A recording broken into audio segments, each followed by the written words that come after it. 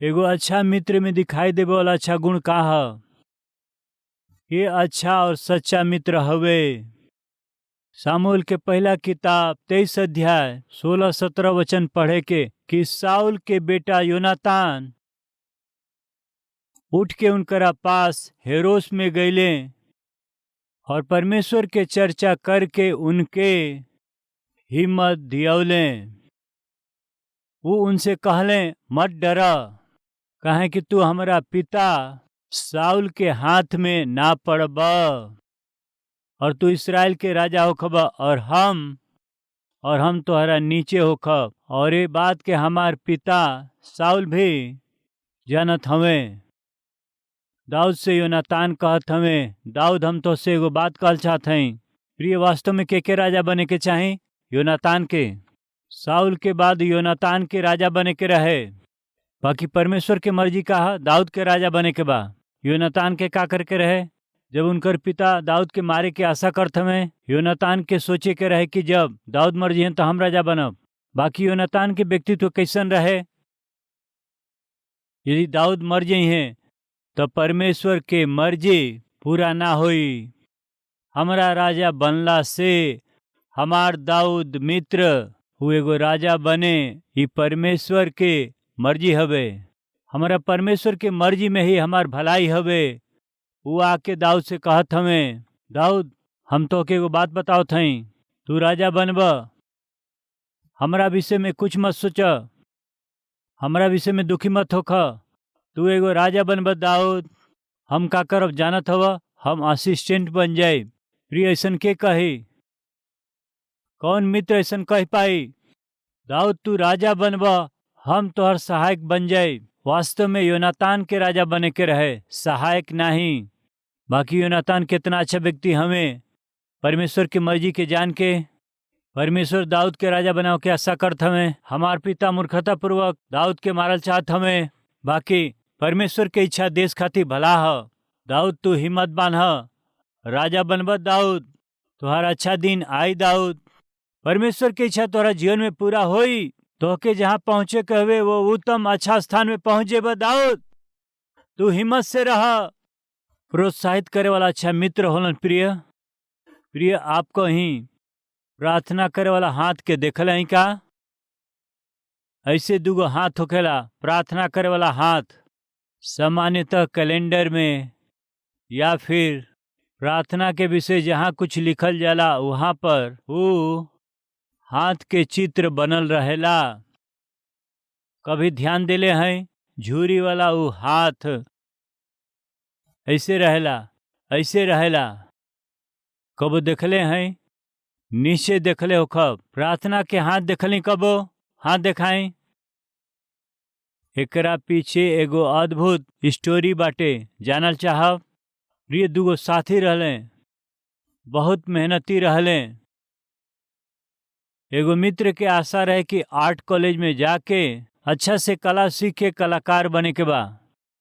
बाकी पढ़ाई खातिर पैसा नहीं खे, पढ़ावे खातिर माता पिता नहीं खन।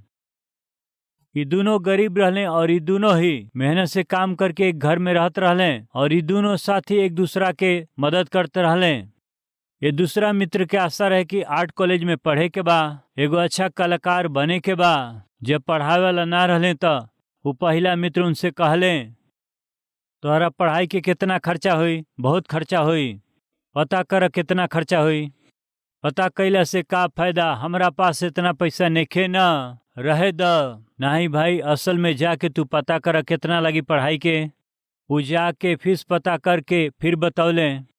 कहे लगलन हमसे ना हुई। काहे खातिर? बहुत खर्चा हुई कहत हमें। तो ठीक बा, तू जाके एडमिशन के पता कर। काहे खातिर? हम तोहरा खातिर मेहनत करब, हम मेहनत करके तोहके पढ़ाई भैया। अरे हमनी के खाए पिए के मुश्किल होता, कैसे पढ़ेब तू? तोहरा खातिर दुगना मेहनत करब, तू जाके पढ़। हम तोहार मित्र होके ऐसा ना कर सकिला का? हमार मित्र सोचत हमें कि मेहनत करके हम आगे बढ़ल चाहत हई। का तोहरा खातिर हम मेहनत ना कर सकिला? पढ़ाई कर, हम तोहरा खातिर दुगना मेहनत करब। प्रिय, उनको खुद के भाई ना रहले, रिश्तेदार ना रहले, फिर भी अच्छा मित्र होखला के नाते वो सोचले हमार मित्र अच्छा से पढ़ के कलाकार बन जाई हैं।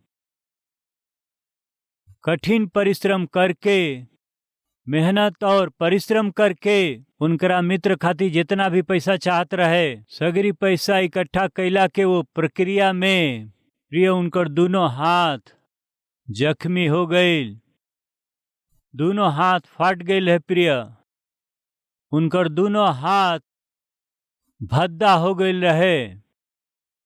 और हर शाम घरे आके दोनों हाथ के जोड़ करके प्रार्थना करत रहले, प्रभु हमार मित्र एगो अच्छा कलाकार बनल चाहत हमें, उनके अच्छा कलाकार बना दें।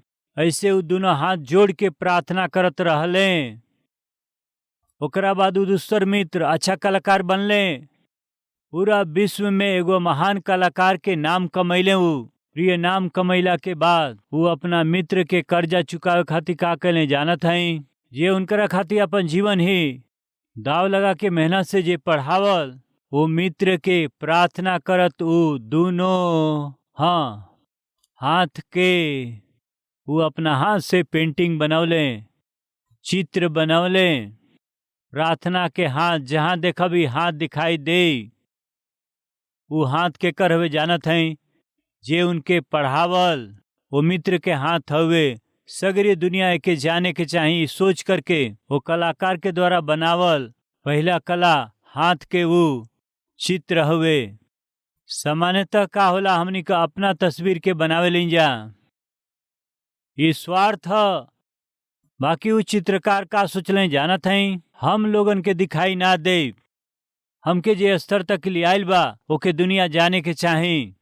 ये सोच के प्रार्थना करे वाला हाथ के चित्र के रूप में बनौला उस सगरी विश्व में वो हाथ आज के दिन दिखाई देत हवे। प्रिय सच्चा मित्र के हुए जानत हैं? जे अपन शांति खोवा दिहल, जे निराश लोगन के पास जाके जे आत्मिक रूप से दुखी हमें उनके शांति दे के उनसे कहें तो के हमसे महान बने के बा, ऐसन कहे वाला ही सच्चा मित्र हमें। योनातान ऐसने रहले। प्रिय उनकरा मित्रता में स्थिरता रहे, धन होके से मित्रता ना कैले, धन पूरा चल गईला पर भी मित्रता आगे बढ़े के बा। स्वास्थ्य जब तक बा तब तक मित्रता ना ही, स्वास्थ्य ना रहे से भी मित्रता आगे बढ़े के बा। प्रिय दाऊद के एगो हीरो के जैसे पूरा देश के लोग महान महान कहले, उहे दाऊद अकेले जब जंगल में निवास करते रहले, योनातान अपना मित्र के अनदेखा ना कैले। प्रिय भाई बहन, आज ऐसन मित्र रउआ के दिखाई देत हमें? आज हाथ में, पर्स में, पॉकेट में पैसा दिखाई तो मित्रता करेलन। धन ना भइला से छोड़ के चले जाए वाला कितना लोग ना हुए। बाकी योनातान ऐसा ना रहले। प्रिय नंबर 1 अच्छा व्यक्तित्व वाला रहले। नंबर 2 वो स्थिर स्वभाव वाला रहले, उनका जीवन में स्थिरता रहे। नंबर 3 वो आत्मिक व्यक्ति रहले। हमें बात के काहे कहते हैं जानते हैं? आई पहला सामुएल 23 अध्याय 16 और 17 वचन कि साउल के बेटा योनातान उठ के उनके पास होरेस के गईले और परमेश्वर के चर्चा करके उनके हिम्मत दिहले। वो उनकरा से कहले, मत डरा, काहे कि तू हमारा पिता साउल के हाथ में ना पड़ब और तू ही इजराइल के राजा होखब, हम तोहरा नीचे होखब। प्रिय एगो मित्रता स्थिरता के साथ रहे के बाटे त वो मित्रता के बीच में परमेश्वर रहे के चाही। आज मित्र लोग के बीच परमेश्वर हमें का? प्रिय बहन प्रेमी प्रेमी कहत हऊ, प्रिय भाई प्रेमिका प्रेमिका कहत हव, दोनों के बीच परमेश्वर हमें? रौरी दोनों मित्रता के बीच परमेश्वर हमें? रौरी दोनों मित्रता के बंधन में परमेश्वर हमें का? परमेश्वर हुए तो पवित्रता होखी, परमेश्वर हुए तो धार्मिकता होखी। जहाँ परमेश्वर है वहाँ परमेश्वर के भय भक्ति होखी। बाकी ध्यान से सुनी, सच्चा मित्र के हुए जानत हैं का? परमेश्वर के निकट पहुँचाए वाला, परमेश्वर से दूर करे वाला नहीं। प्रिय सच्चा मित्र के हुए जानत हैं का? बिगड़त बर्बाद होत और नाश होकर के और अपना शरीर के अशुद्ध करत हमें मित्र के सहेली के परमेश्वर के निकट लियावे वाला सच्चा मित्र हमें। प्रिय उतने शाम होके आवा बाहर चले के शाम होते आवा घूमे चले के, शाम होते आवा पार्टी में चले के, शाम होते आवा पार्क में चले के, थोड़ा समय मिले से, अवसर मिला से आवा बाहर घूम के आवे के। प्रिय ई कह के रउआ के, रौरी समय के और रउआ के, रौरी शरीर के, रौरी जवानी के, रउआ के, रौरी भविष्य के, रौरी परिवार के बर्बाद करे वाला कभी भी राउर मित्र ना हो सकेलन। रउआ के परमेश्वर से दूर करे वाला, अपवित्र काम करे वाला, डूबत रउआ के प्रोत्साहित करे वाला, उकसावे वाला जीवन में कबहू भी अच्छा मित्र और सहेली ना हो सकेलन। योनातान अच्छा मित्र रहले, यही से परमेश्वर के कारण दाऊद के हिम्मत दिहले। प्रिय एगो अच्छा मित्र रउआ के परमेश्वर में हिम्मत दियई है। एगो अच्छा मित्र रउआ के परमेश्वर के पास ले जाए के वो कोशिश करी है। एगो अच्छा सहेली रउआ के परमेश्वर और परमेश्वर के मर्जी के निकट ले जाए के कोशिश करी है, दूर ले जाए के कोशिश ना करी है। आज के दिन में मित्र कहत हमें, दोस्त कहत हमें, का उनमें परमेश्वर हमें का? प्यार प्यार कहत हमें मैं परमेश्वर हमें, पवित्रता बाटे का? एक बार सोचिन जा। योनातान में एगो अच्छा व्यक्तित्व रहे। योनातान स्थिर व्यक्ति रहले। योनातान एगो आत्मिक व्यक्ति रहले। यही से योनातान एगो दाऊद के अच्छा मित्र हमें पूरा इतिहास में प्रचलित बा। प्रिय आज रउआ के अच्छा मित्र बने के बा और रहे के बा त एगो अच्छा व्यक्तित्व के रखी, स्थिर व्यक्तित्व के रखी, आत्मिकता में रउआ स्थिर होखी, रौरी मित्र के अद्भुत रूप से परमेश्वर के सामने लियाए वाला व्यक्ति बन जाई। ई सही बाकी रौरी उम्र के हिसाब से राउर मित्र भी होखेलन। हम जब स्कूल में रहले, स्कूल के मित्र रहले। जब कॉलेज में रहले, कॉलेज के मित्र रहले। अब सेवकाई करत हई तो सेवकाई करे वाला हमार मित्र लोग हवन जा।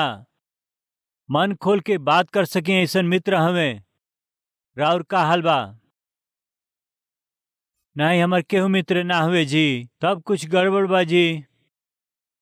हमार केहू मित्र ना हुए कहला से एकर मतलब यह कि राउर बुद्धि सही नइखे। यदि रौरी जीवन में मन खोल करके बात करे वाला एगो मित्र और सहेली ना हवे त राउर बुद्धि ही सही नइखे। हर एक के जीवन में एगो या दूगो मित्र होके के चाहिए, जैसे मन खोल के बात कर सकें। काहे जानत हई? रौरी आनंद के बढ़े के बाटे त केहू के साथ बांटे के होई। राउर आनंद दुगना होके के बाटे त केहू न केहू के साथ बांटे के बा। केकरा संगे बांट सकीला? जे रउआ के बहुत प्रेम करे वही से अच्छा मित्र के साथ बांट सकीला। वैसे ही राउर बोझ, राउर वेदना ओके यदि हल्का करे के बता, केहू न केहू चाही ओके हल्का करे खातिर के। ओके का कहल जाला जानत हई? एगो अच्छा मित्र भइला से राउर आनंद दुगना हो जाला। अच्छा मित्र के साथ अपना दुख के बांटला से वो बोझ हल्का हो जाला। यही से हमनी के पुरनिया कहले हमें, अपना दुख के दूसरा से बांटला से, अपना कष्ट के दूसरा से कहला से वो हल्का हो जाला। प्रिय हम पूछत हई, राउर केहू मित्र नइखे का? केहू राउर दुख के सुने वाला नइखन का? केहू रउआ के समझे वाला ना हमें का? तो फिर सुनी, राउर मानसिकता ठीक ना हवे, यही से केहू रउआ से दोस्ती ना करेला। वो कमी का हवे, वो गलती का हवे, रउआ जान जाई त अच्छा होई। यीशु मसीह के एगो नाम हवे प्रिय, वो कहा जानत हई? वो पापी के एगो अच्छा मित्र हवे। वो समय और अभी और कभी भी हमार प्रभु यीशु मसीह पापी लोगन के मित्र हमें।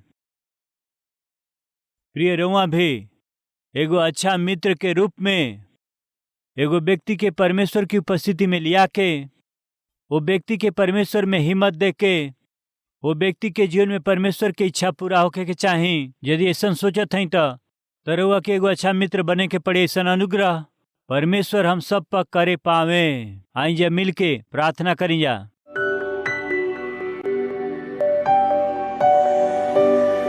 महान प्रेमी पिता परमेश्वर वचन के जरिए रहुआ हमनी से साफ बात कैली। यही से हमन राउर धन्यवाद करत हई। हमन के चारों ओर नौकरी कैला के जगह में भी, कॉलेज में हमनी के काम कैला के जगह में, रहला के जगह में, हमन के चारों ओर बहुत से लोग हमें जेके केहू शांति देवे वाला ना ह, प्रोत्साहित करे वाला ना हवे और हिम्मत देवे वाला ना हमें। अकेलापन से, डिप्रेशन से बहुत परेशान होखत हमें। ऐसन लोग हमें, ऐसन लोगन खातिर एगो अच्छा मित्र के रूप में सहारा देवे वाला, सुधि लेवे वाला, आत्मिकता के बांटे वाला व्यक्ति के रूप में हमन के प्रिय लोग अपना आप के समर्पण कर सके, मदद कर दें। दाऊद जैसन के ही एगो अच्छा मित्र के जरूरत पड़ल। दाऊद जैसन के ही सहारा देवे वाला, बलवंत करे वाला, परमेश्वर के इच्छा पूरा करे खातिर एगो अच्छा मित्र के जरूरत पड़ल। पिता, हमनी के एगो अच्छा मित्र चाही। हमन भी दूसरा खातिर अच्छा मित्र होई जा। पाप और स्वार्थ के साथ, कपट और धोखा से भरल बहुत से मित्र के हमन देखले हैं जा। बाकी ये पाप में, दुनिया में एगो अच्छा मित्र के जैसे हमन रही जा, मदद करी, अच्छा मन हमन के दें, अच्छा व्यक्तित्व, स्थिरता के जीवन और आत्मिक स्थिरता हमन के दें। यीशु मसीह के नाम से मांगत हैं पिताजी, आमीन।